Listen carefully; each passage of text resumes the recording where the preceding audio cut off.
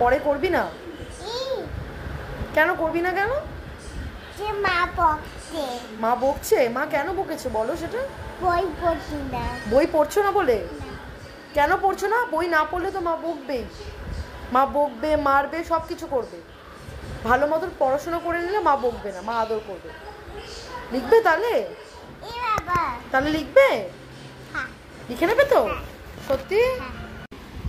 কি রে, তুই ঘুমাবি না? কি ছুটি?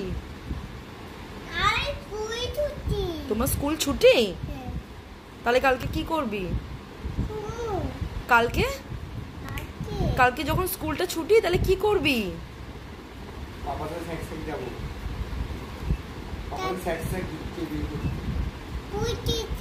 হ্যাঁ, পাপার সাথে?